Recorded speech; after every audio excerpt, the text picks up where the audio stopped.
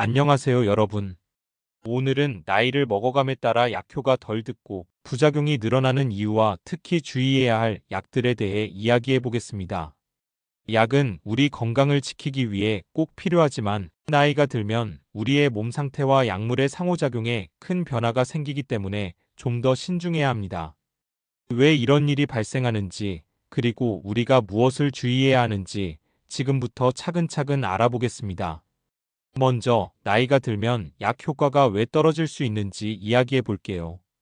사람의 몸은 시간이 지남에 따라 자연스럽게 변화합니다. 肝과 신장의 기능이 약해지면서 약물을 분해하거나 배출하는 속도가 느려집니다. 이렇게 되면 몸에서 약물이 오랫동안 남아있게 되고 이는 부작용을 더 쉽게 유발하는 원인이 됩니다. 예를 들어 동맥이나 혈압 치료를 위해 쓰는 약물이 체내에서 너무 오래 지속되면 어지럼증, 저혈압 같은 부작용이 나타날 수 있습니다. 나이가 들면 체지방과 근육질량 비율도 달라집니다. 체지방이 늘어나면 일부 약물이 지방에 축적돼 배출 시간이 더 길어지고 이는 약의 예상치 못한 작용을 일으킬 수 있습니다. 또 근육이 줄어들면 수분 함량도 감소하는데 이로 인해 수용성 약물이 몸에서 더 높은 농도로 작용할 수도 있습니다. 예를 들어 진정제 성분이 포함된 약물은 이러한 변화로 인해 평소보다 더 강한 효과를 낼 수 있어 졸음, 균형 감각, 상실, 심지어 사고 위험까지 높아질 수 있습니다. 그렇다면 이런 변화를 감안했을 때 어떤 약물들이 특히 주의가 필요할까요? 가장 먼저 알아볼 약물은 바로 진통제입니다.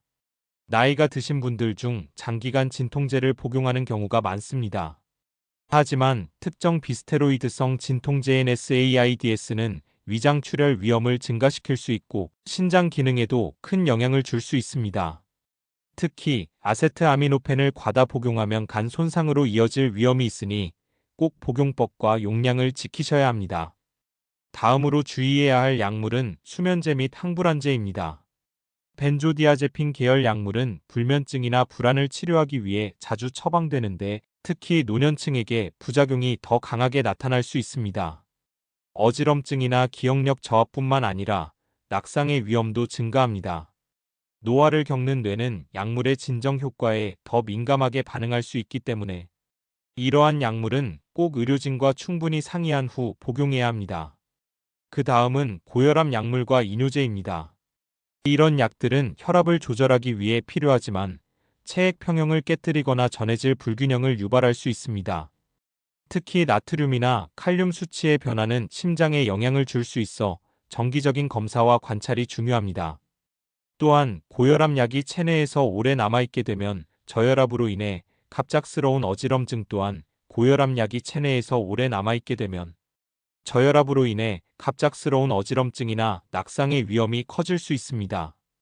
특히 밤중에 일어날 때 주의가 필요합니다. 이뇨제는 탈수를 유발할 가능성도 있으니 물 섭취량을 적절히 조절하며 복용해야 합니다. 또 한 가지 특히 조심해야 할 약물은 항히스타민제입니다. 알레르기나 감기 치료제로 자주 사용되는데 노년층에게는 졸음이나 혼란, 심지어 혼미 상태까지 유발할 수 있습니다. 일부 항히스타민제는 항콜린성 부작용으로 인해 기억력 감퇴나 치매 증상을 악화시킬 위험도 있습니다. 마지막으로 정신과 약물 항우울제, 항정신병 약물 등도 주의가 필요합니다. 이들 약물은 졸음, 혈압 저하, 체중 증가와 같은 부작용을 유발하며 특히 두 가지 이상의 약물을 함께 복용할 경우 상호작용으로 인해 위험이 더 커질 수 있습니다. 결국 가장 중요한 것은 본인의 몸 상태를 파악하고 의료진과 충분히 상의하며 약물을 적절하게 조절하는 것입니다. 약물 특히 다약제 복용, 즉 여러 약을 동시에 복용하는 경우에는 그 상호작용과 부작용에 더욱 주의해야 합니다. 모든 약물은 본래의 목적에 맞게 사용될 때 건강을 지키는 데 중요한 역할을 하지만 적절한 복용법을 따르지 않거나 본인에게 맞지 않는 약을 사용할 경우 오히려 건강에 해로울 수 있습니다.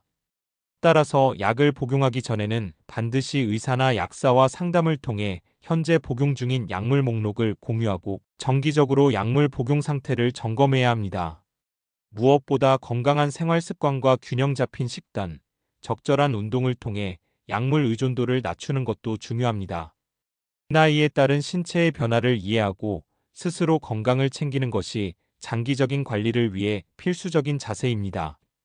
약물 복용 외에도 건강한 생활 습관은 중요한 역할을 합니다. 규칙적인 운동과 충분한 수면, 스트레스 관리가 약물의 필요성을 줄이는데 큰 도움을 줄 수 있습니다. 또한 음주와 흡연은 약물 대사에 영향을 미칠 수 있으니 반드시 피하는 것이 좋습니다. 특히 약물을 복용 중이라면 약물과 음식 간의 상호작용에도 주의해야 합니다. 예를 들어 그레이프 프루트 같은 특정 음식은 약물 흡수에 영향을 줄 수 있기 때문에 식단 관리 또한 신중히 해야 합니다. 결국 중요한 것은 약물의 역할을 제대로 이해하고 신체 변화에 맞춰 조정하며 건강을 지키는 올바른 선택을 하는 것입니다.